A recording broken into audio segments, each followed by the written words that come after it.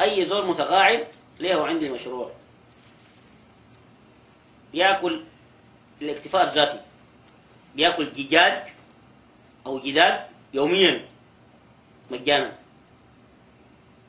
لمدة شهر. كيف؟ جدادتك في يومك مضمونة. خط طبق بيض تحتك لمدة 30 بيضة، خطة تحتك لمدة شهر. بتفقس 20 يوم بتفقس. ربيهم. إذا فقسوا خط الطبق الثاني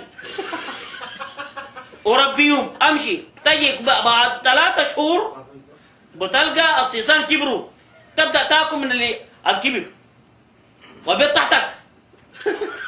يعني تاكل جدادك من عرق جنيتك. ده الحاصل يا اخواننا. في ناس في غفله ما دارين ما عارفين. شغل مخك تاكل جداد، سخن جعباتك تاكل جداد عديد. لا اخواننا متقاعدين ما تاكل تمد ايدك، داير سكن داير ارض. لا يا اخي الحكومه فاضيه ليك.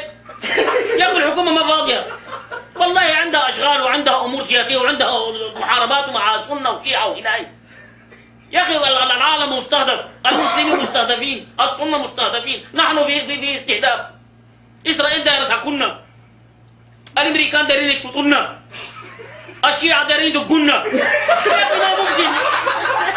وانت قاعد ادغام بغنى. والله مشكله كبيره جدا. احنا بنواجه مشكله يا اخواننا، لكن انت استفهام كمسلم كعربي.